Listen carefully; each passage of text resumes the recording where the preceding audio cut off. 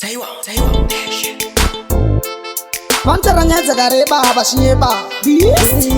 Queen again. A flame yet me say on a love china Manango taura atina kumbo fitana Jinova baya kuti wana tijidanana Mamwe magangsta kutanga kutoka mpena Vachiga ya ndino tata kukusustena Hatinga vatetere tika vakona Avangati tati sekudanana Moyo wangu wanga wavaruru wane muchoni Wakauya ukausona Kanziyo Kerudo na kukatiria Ameno shando fila na kutarisa Squander Vangwe vese ngava familie Wandiri ndiwe chete wandinoda washintwa Kanziyo Kerudo na kukatiria Ameno shando fila panda kuwana nasi Vangwe vese ngava familie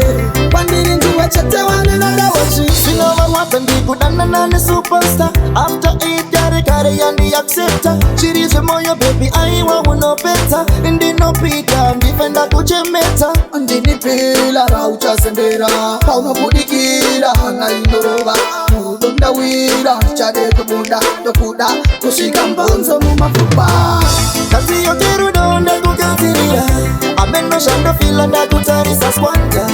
Vangwe vese ngava familie Wandiri ndiwe chete wandinoda washintwa Kanziyo Kerudo na kukatiria Ameno shando fila panda kuwana nasi Vangwe vese ngava familie Wandiri ndiwe chete wandinoda washintwa Manango taura atina kumbo fitana Jinova baya kuti wana tijidanana Mamwe magangsta kutanga kutoka mpena Vachiga ya ndino tata kukusustena Hatinga vatetere tika vakona Avangati tati sekudanana Moyo wangu wanga wavaruru wane muchoni Wakauya ukausona Kanziyo Kerudo na kukatiria Ameno shando fila na kutarisa Squander Vangwe vese ngava familie Wandiri ndiwe chete wandinoda washintwa Kanziyo Kerudo na kukatiria Ameno shando fila panda kuwana nasi Vangwe vese ngava familie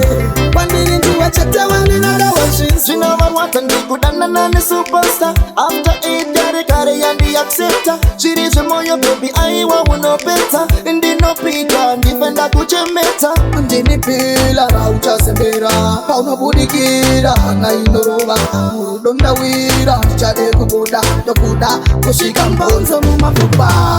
Kanziyo Kerudo na kukatiria Ameno shando fila na kutarisa Squander Vangwe vese ngava familie Wandiri ndiwe chete wandinoda washintwa Kanziyo Kerudo na kukatiria Ameno shando fila panda kuwana nasi Vangwe vese ngava familie